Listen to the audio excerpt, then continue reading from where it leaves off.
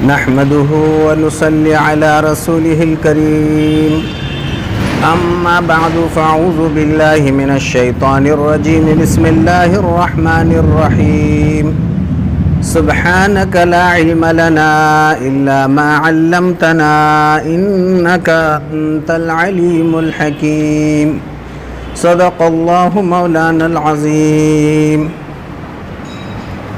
بزرگان محترم، اللہ تبارک و تعالی نے انسان کو وجود بخشا اور زندگی کے سارے قرینے اور طریقے اس کو سکھائے کہ تمہیں زندگی کس طرح سے گزارنی چاہیے۔ چنانچہ آپ دیکھیں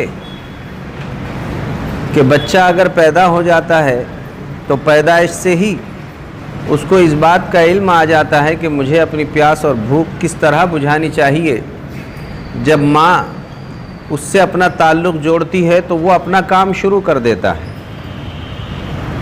اور پھر اس کے بعد جیسے جیسے اس کے زندگی میں بڑھوتری آتی چلی جاتی ہے، اللہ تعالیٰ اس کے علم میں ترقی عطا فرماتے رہتے ہیں، اور اس کے ذریعے سے ساری انسانیت کو یہ بات بتائی گئی کہ تمہیں پیدا کرنے والا تمہارا خالق اور مالک اللہ رب العالمین وہ سب کچھ چیزوں پر قدرت رکھنے والا ہے، اور تمہیں زندگی کے ہر موڑ پر اس کی شکر گزاری ضروری ہے۔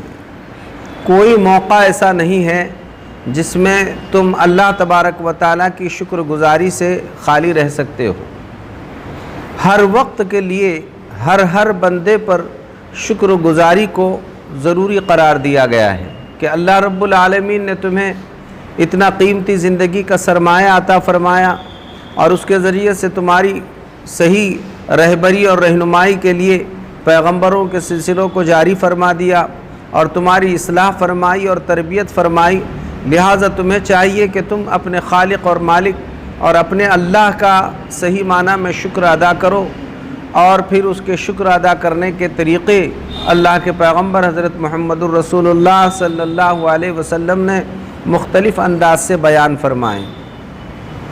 ایک مرتبہ کا واقعہ ہے، اللہ کے رسول صلی اللہ تعالی علیہ وسلم اپنے حجرہ انور میں حضرت عائشہ صدیقہ رضی اللہ تعالی عنہا کے یہاں آرام فرما رہے تھے۔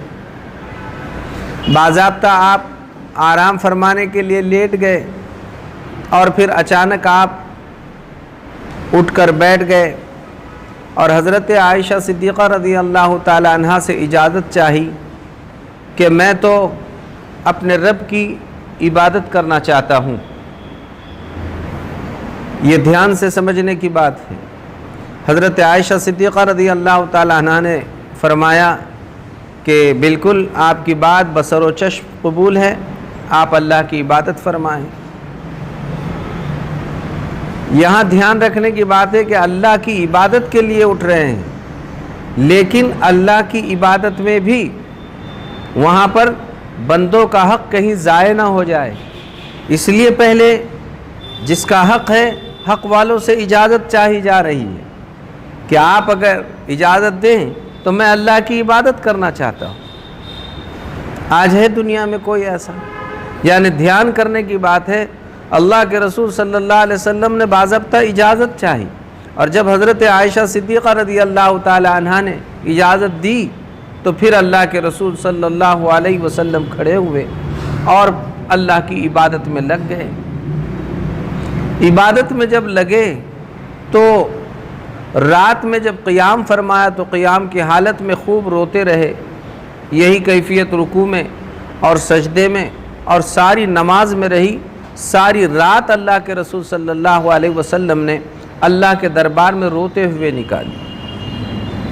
صبح میں حضرت عائشہ صدیقہ رضی اللہ تعالی عنہا نے پوچھا، اللہ کے رسول، اللہ تعالیٰ نے آپ کے اگلے اور پچھلے تمام گناہوں کو معاف فرما دیا، اور آپ کو تو اس طرح سے اللہ تعالیٰ نے گویا معصوم بنا دیا، تو پھر اتنا رونے کی کیا بات ہے اور کیا وجہ ہے؟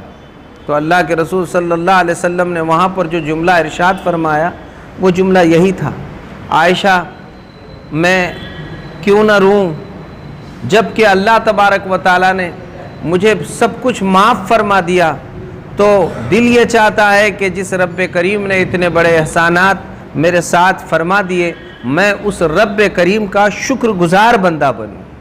تو میں یہ اللہ کے شکریے میں یہ سارا کے سارا کام کرنا چاہ رہا ہوں، اور میرا یہ عمل اللہ رب العالمین کے شکرانے میں ہے، اور میں کیوں نہ اللہ تبارک و تعالیٰ کا شکر ادا کروں کہ مجھ پر رات میں اللہ پاک نے یہ آیات نازل فرمائی، ان فی خلق السماوات والارض واختلاف اللیل والنہار لآیات لأولی الالباب، یہ آیات نازل فرمائی۔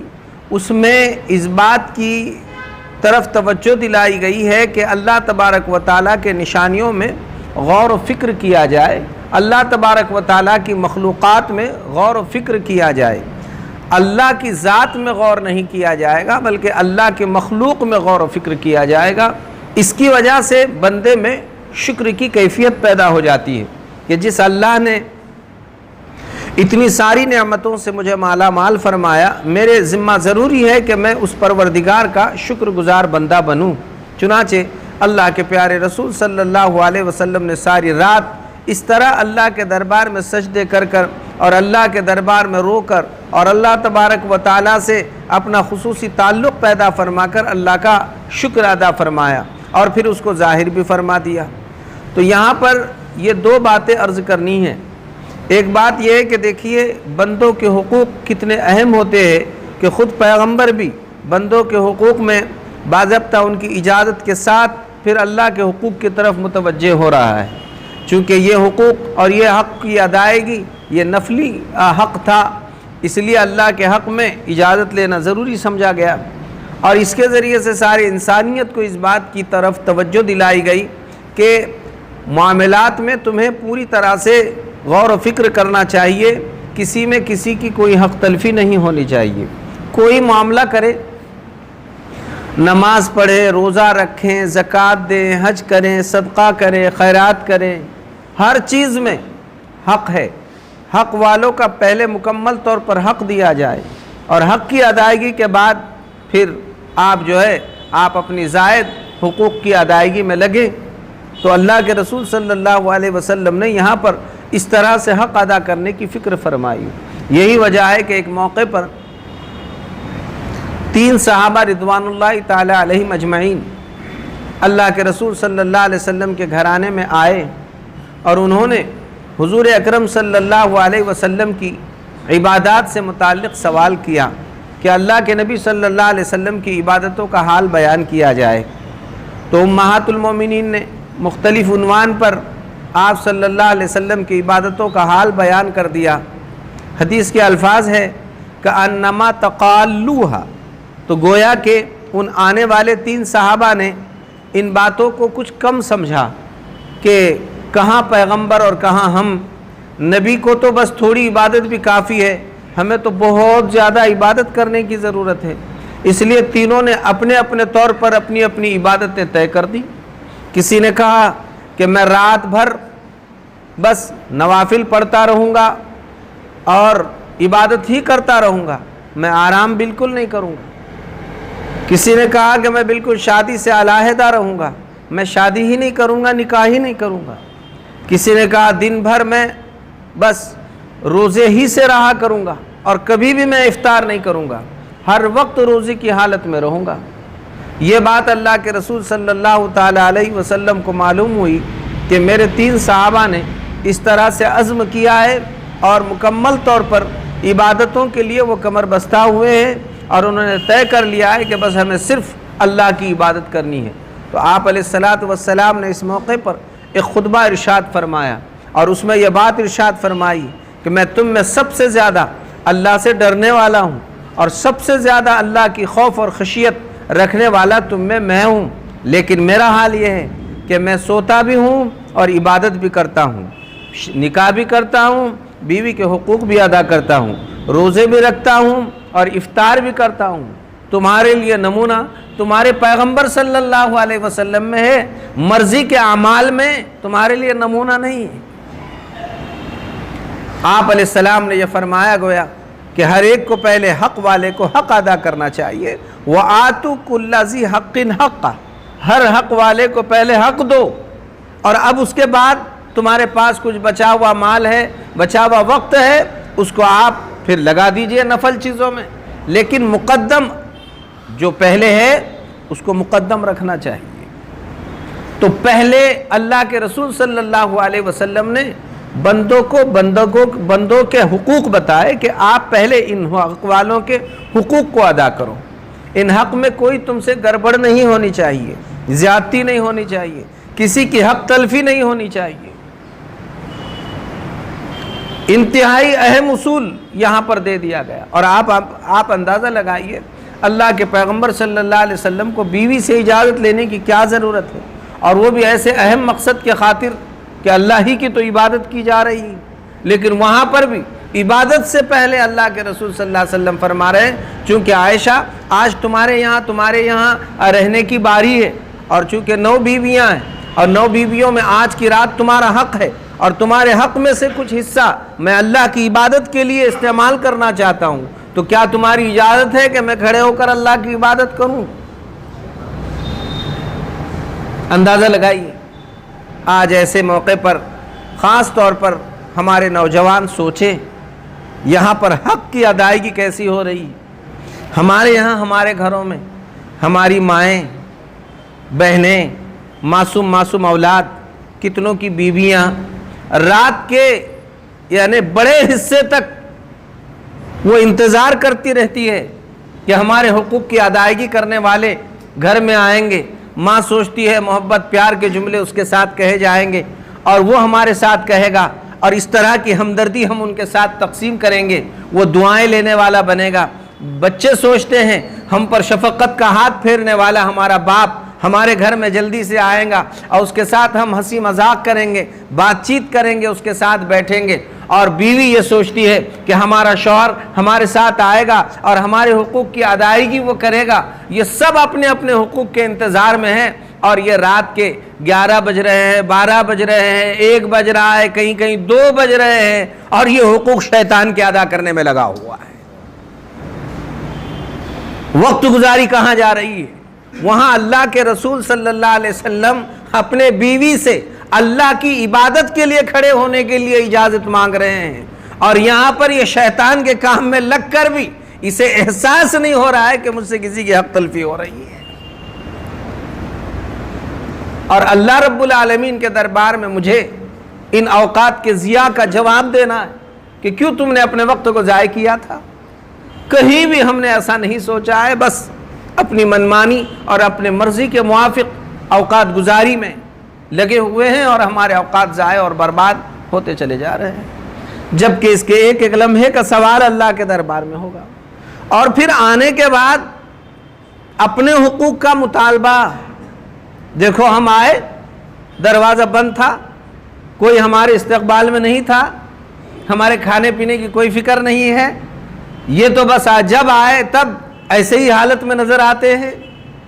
آپ تشریف لا رہے ہیں رات کے 12 بجے 1 بجے اور انتظار کر رہے ہیں اپنے بیوی کے لیے گھر میں یہ حور بن کر آپ کا استقبال کریں. اپنے معصوم بچے تمہارے استقبال میں کھڑے رہیں، بوڑھے والدین تمہارے انتظار میں بیدار رہتے رہیں، اور ہمارا حال یہ ہے. اسی لیے علماء نے یہ بات فرمایا ہے کہ بات دراصل یہ ہے ہم اپنے حقوق کا مطالبہ کرتے رہتے ہیں، اپنے ذمہ داری کا احساس نہیں کرتے کہ میرے اوپر ذمہ داریاں کیا ہے. احساس ذمہ داری تو نہیں ہے اور حق کا مطالبہ کیا جا رہا ہے. میں چاہے اپنی ذمہ داری نہ نبھاؤں لیکن میرے حقوق ادا ہونے چاہیے. یہ ساری جگہ جھگڑا انہی باتوں کا چل رہا ہے کہ ہم اپنے حقوق کا تو مطالبہ کرتے ہیں لیکن احساس ذمہ داری اپنے اندر نہیں پیدا کرتے کہ میرے اندر کچھ ذمہ داریاں ہیں جسے مجھے ادا کرنے کی ضرورت ہے. اگر میں نے اپنی ذمہ داریاں ادا کیا تو میرے حقوق ادا ہوتے رہیں گے. ایک طرف ذمہ داری تو پوری نہیں کی جا رہی ہے اور حقوق کی ادائیگی کا مطالبہ کیا جا رہا ہے. کتنے گھرانے ایسے ہیں آپ نے گھر میں سبزی ترکاری برابر سے لا کے نہیں دی اور مطالبہ ہو رہا ہے کہ جب بھی کھانے کے لیے بیٹھے یہی پانی کی طرح سالن ہمارے سامنے پیش کیا جاتا ہے. آپ اپنی ذمہ داری تو ادا کرو، پھر حق کا مطالبہ کرو کہ مجھے یہ کھانے کے لیے چاہیے۔ آپ نے اپنا حق جو تھا، اپنی ذمہ داری جو تھی وہ ادا نہیں کی اور اپنے حق کا مطالبہ کر رہے ہیں۔ یہ بڑی پکڑ کی بات ہے، بہت بڑی پکڑ کی بات۔ اللہ کے رسول صلی اللہ علیہ وسلم یہی اصول اس حدیث پاک میں بتانا چاہ رہے ہیں کہ لوگوں، مرد ہو یا عورتیں، جوان ہو یا بوڑھے، کوئی اور کہیں کے ہو، پہلے آپ اپنے اندر احساس ذمہ داری پیدا کرو۔ جب آپ اپنی ذمہ داری ادا کر چکو تو اب آپ اپنے حق کا مطالبہ کرتے رہو، آپ کے حقوق پورے ہوتے رہیں گے۔ پہلے تم اپنی ذمہ داری ادا نہیں کرو گے اور اس سے پہلے ہی اپنے حق کا مطالبہ کرتے رہو گے۔ اللہ کے رسول صلی اللہ علیہ وسلم نے اپنی ذمہ داری ادا کی، پہلے رات میں تشریف لائے، حضرت عائشہ صدیقہ رضی اللہ عنہا کے یہاں آرام فرمایا، آرام فرمانے کے بعد اب اٹھنے کی اجازت چاہ رہے ہیں کہ میں اللہ کی عبادت کے لیے کھڑا ہونا چاہتا ہوں۔ یہ اصول بتایا گیا کہ تمہیں اپنے زندگی میں یہ ڈسپلن پیدا کرنے کی ضرورت ہے اور تمہاری زندگی میں اس طرح کا نظام بننا چاہیے کہ پہلے تم اپنی ذمہ داریاں ادا کرنے والے بنو، اس کے بعد پھر اپنے حقوق کا مطالبہ ادا کرو۔ پھر اللہ کے رسول صلی اللہ علیہ وسلم نے، دیکھیے اسی بات کی خوشی میں تو پھر بات وہ ہو رہی ہے، شکر ادا فرما رہے ہیں۔ عائشہ افلا اکون عبدا شکورا، کیا میں اللہ کا شکر گزار بندہ نہ بنوں کہ اللہ تبارک و تعالیٰ نے کتنی نعمتیں مجھ پر عطا فرمائی۔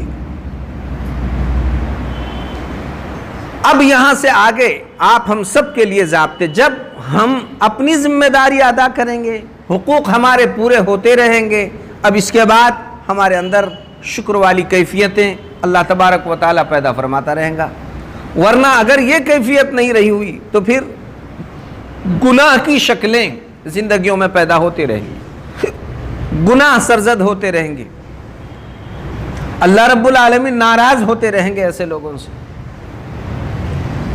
تو جو بات آپ کی خدمت میں عرض کی جا رہی تھی، بات یہ ہے کہ بھائیوں، اللہ تبارک و تعالیٰ کی نعمتوں پر شکر بھی ہمیں ادا کرنا چاہیے، اور شکر کی ادا کرنے کے لیے ضروری ہے یہ بات کہ ہم پہلے اللہ کی پوری نعمتوں کا استحضار کریں، اور جو نعمت جس مقصد کے لیے دی گئی ہے اس کو وہیں پر استعمال کرتے رہیں، اور اس کے بعد پھر اللہ تبارک و تعالیٰ توفیق دیں گے تو خود بخود ہمارے اندر شکر گزاری کی کیفیات پیدا ہوتی رہیں گی۔ اللہ کے رسول صلی اللہ علیہ وسلم نے یہی عمل کر کے بتایا، اور پھر اللہ تبارک و تعالیٰ کے شکر گزاری میں پیارے نبی صلی اللہ علیہ وسلم لگ گئے، اور اس کا طریقہ اس آیت کریمہ میں بتایا گیا، جس میں اللہ کے رسول صلی اللہ علیہ وسلم نے فرمایا کہ رات ہی مجھ پر یہ آیات نازل ہوئی، ان فی خلق السماوات والارض واختلاف اللیل والنہار لآیات لأولی الالباب، عقل مندوں کے لیے اس میں بڑی نشانیاں،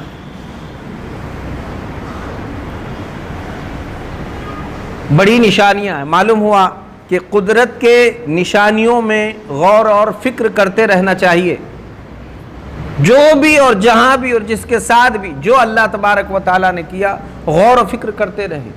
اللہ آپ نے کتنا بڑا آسمان بنایا، کتنی بڑی زمین بنائی، اللہ آپ نے کتنا بہترین خوبصورت یہ مکان بنایا، آپ نے مجھے کتنا اچھا بنایا، میرے سارے اعضاء صحیح سالم ہیں، اللہ آپ نے یہ کتنا بہترین پانی بنایا، کتنی بہترین ہوا بنائی، کتنی بہترین اللہ آپ کی یہ کائنات ہے کہ آپ نے ساری کائنات کو کیسے کیسے انداز سے سجایا۔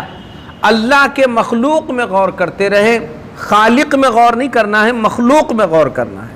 خالق میں غور نہیں کرنے کا مطلب یہ ہے اللہ آپ کیسے ہیں، کیسے بیٹھے ہوئے ہوں گے، آپ کی آنکھیں کیسی، آپ کا چہرہ کیسا، آپ کا بدن کیسا، آپ کے ہاتھ پیر کیسے۔ اللہ کی ذات میں غور مت کرو، اللہ کے ذات میں غور کرنے کی اجازت نہیں ہے۔ بس ایمان مجموعی اعتبار سے ہمارا یہ ہے، اللہ آپ جیسے بھی ہے، آپ اپنی شان کے مطابق ہے، آپ کی ذات پر ہمارا ایمان ہے، بس خلاص۔ اب کیسے ہیں یہ دیدار حاصل کرنے کے لیے ہمیں یہاں محنتیں کرنی پڑیں گی، اور پھر موت کے بعد اللہ رب العالمین جب جنت کے فیصلے فرمائے گا تو وہاں پر اپنا دیدار فرما دیں گے، اور پھر وہاں پر ہر وقت اللہ رب العالمین کا دیدار نصیب ہوتا رہے گا۔ وہ دیدار کے لیے دنیا میں ہمیں محنتیں کرنی پڑیں گی۔ دنیا میں اللہ تبارک و تعالیٰ کے دیدار کا تصور نہیں کیا جا سکتا کہ اللہ رب العالمین کیسے ہیں، لیکن اللہ کی مخلوق پر پوری طرح سے توجہ کی جائے گی، دھیان دیا جائے گا اور اس پر غور و فکر کیا جائے گا۔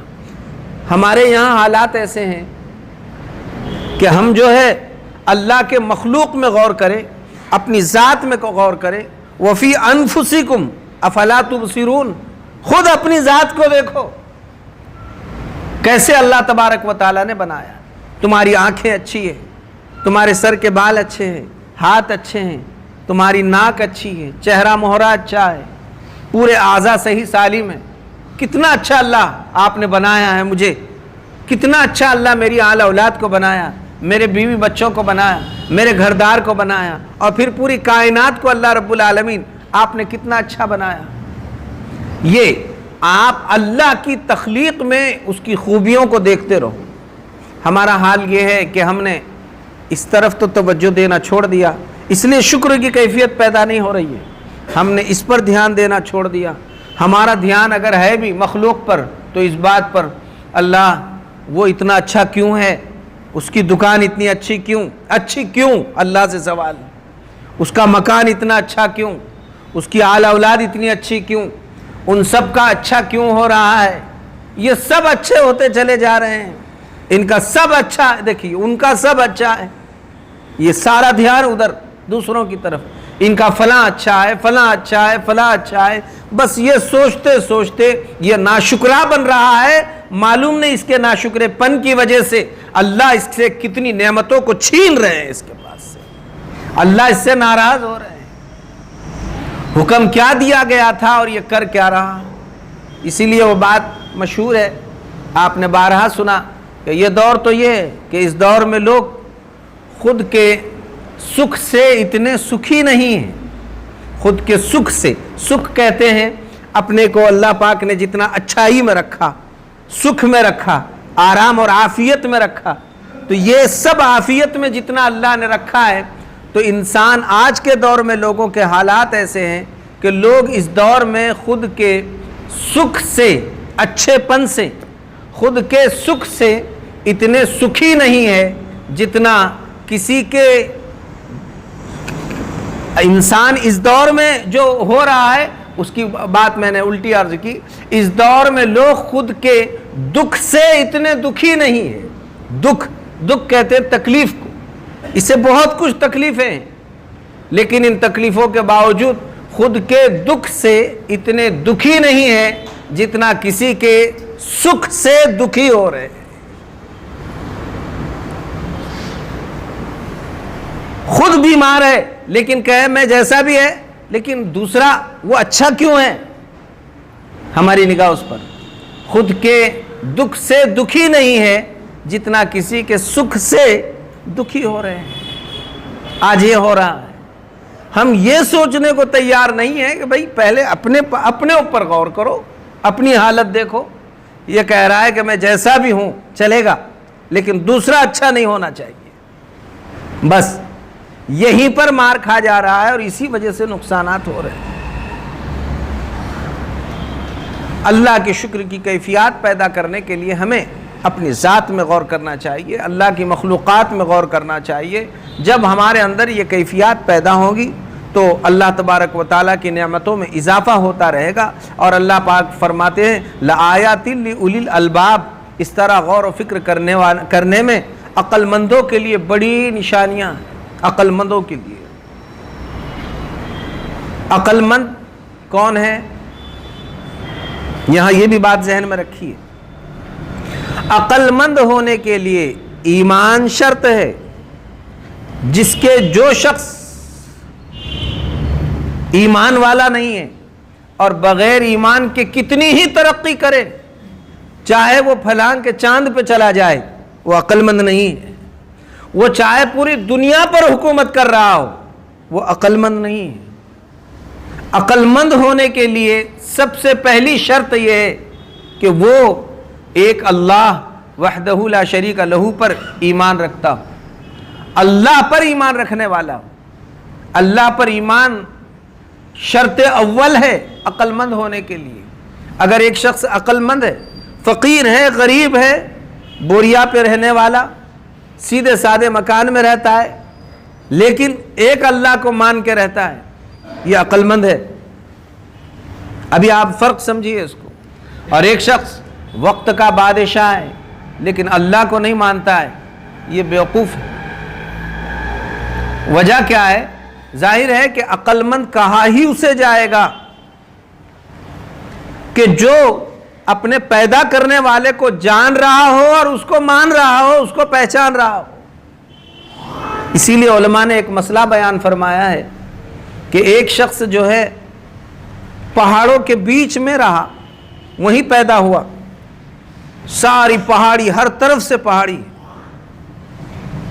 اور وہاں پر کوئی اس کو کلمہ پڑھانے والا نہیں گیا، نماز روزہ کی تعلیم دینے والا نہیں گیا، اس کو اللہ نبی کا تعارف کرانے والا نہیں گیا. یہ تنہا رہا اور بڑھتا رہا، عمر اس کی بڑھتی رہی، اکیلا ہی رہا، اسے کچھ نہیں معلوم کہ کیا معاملہ ہے.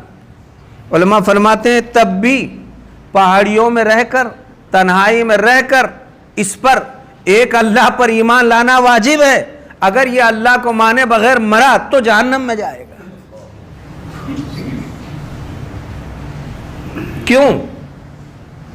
اسے وہاں غور کرنا چاہیے کہ یہ اتنی بڑی کائنات جو مجھے نظر آ رہی ہے، اتنے بڑے پہاڑ مجھے نظر آ رہے ہیں، میرا وجود جو مجھے نظر آ رہا ہے یہ یوں ہی نہیں ہوا.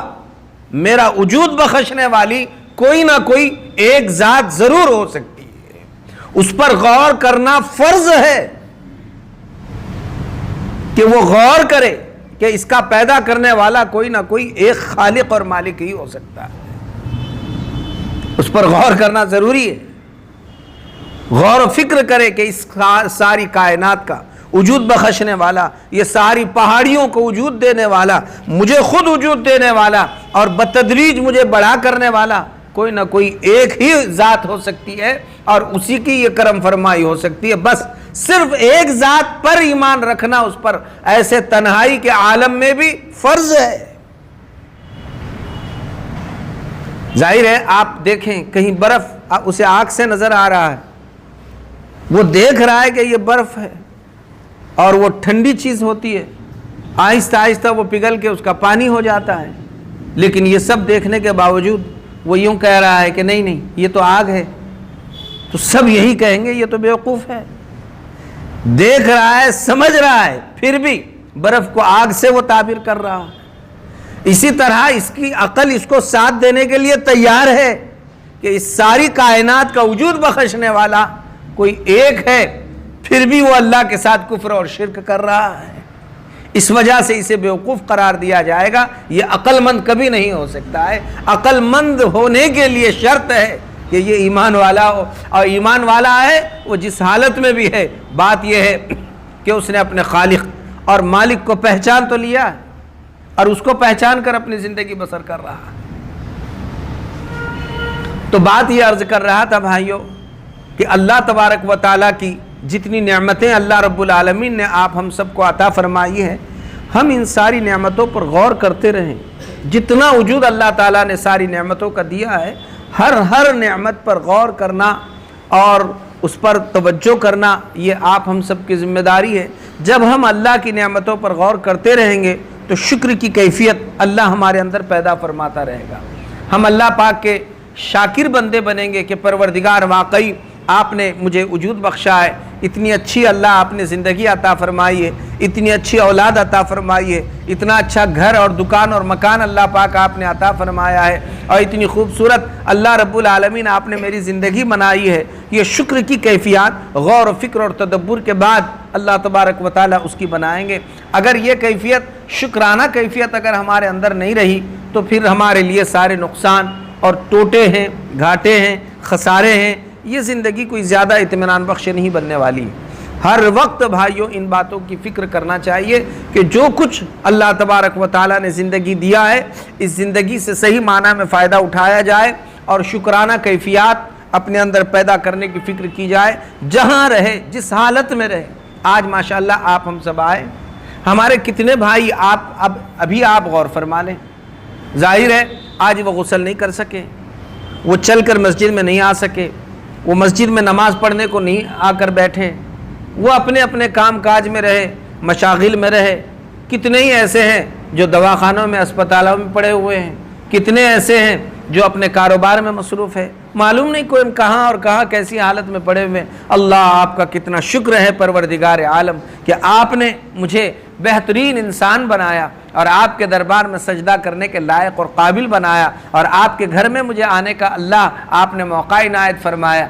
اس طرح سے اللہ تبارک و تعالیٰ کی شکر گزاری پیدا ہوگی تو غور اور فکر کرنے کے بعد اللہ کی قدرت کی نشانیوں میں ہر وقت آپ کسی دکان میں ہیں، آپ اپنی دکان کے بارے میں غور و فکر کرتے رہے، اللہ یہ آپ کا احسان ہے، مجھے یہاں بیٹھنے کا بھی آپ نے موقع عطا فرمایا، یہ کاروبار آپ میرے چلا رہے ہیں، اللہ یہ آپ کا احسان ہے، آپ نے یہ تجارت مجھے عطا فرمائی، اللہ یہ آپ کا احسان ہے کہ آپ نے یہ ملازمت مجھے عطا فرمائی، اللہ یہ آپ کا احسان ہے چل پھر کر کوئی کاروبار محنت مزدوری کا کرنے کا لائق اور قابل آپ نے مجھے بنایا۔ بس آپ یہ تھوڑے تھوڑے بات پر روزانہ اپنی چیزوں پر غور و فکر فرماتے رہے۔ آپ نے یہ کپڑے پہنے، آپ اس پر اللہ کا شکر ادا کریں، اللہ یہ آپ کا احسان ہے، اتنے اچھے کپڑے آپ نے دیے، اتنی اچھی چپل آپ نے پہننے کے لیے مجھے عطا فرمائی۔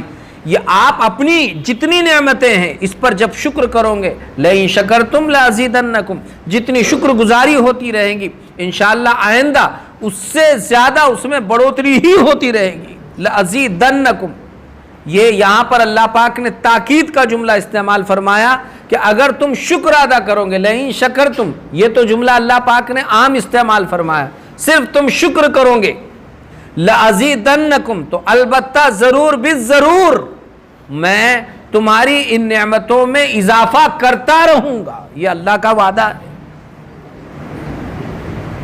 اس کا منفی پہلو یہ بھی ہے کہ اگر تم ناشکری کرو گے تو پھر یہ نعمت کب تک تمہارے پاس باقی رہے گی اس کی کوئی گارنٹی نہیں دی جا سکتی، کب چھینی جائے گی کوئی گارنٹی نہیں دی جا سکتی۔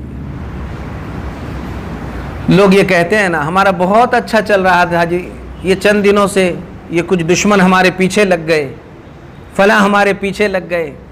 اپن نے اپنی جھوٹی زبان سے یہ جملہ تو آسانی سے کہہ دیا، وہاں سوچنا چاہیے کہیں نہ کہیں میرے اندر کمی کوتاہی ہو رہی ہے، یہ کوئی پیچھے نہیں لگ گیا، دراصل تو کہیں نہ کہیں اللہ کا ناشکرا بنتا رہا جس کی وجہ سے اللہ نے چھیننے کے فیصلے فرما لیا ہے، ورنہ اللہ رب العالمین تو عطا فرما رہا ہے۔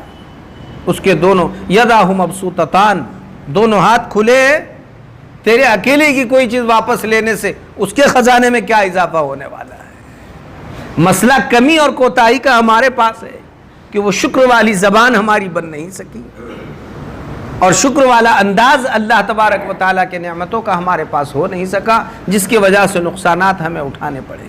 بہرحال اس بات کی فکر فرماتے رہیں کہ اللہ نے جب بھی جس کو جو جہاں نعمتیں عطا فرمائی، بھائیو شکر ادا کرتے رہو، اور حقوق کی ادائیگی میں جس کا جو حق ہے حق ادا کرنے کی مکمل طور پر فکر کرتے رہے۔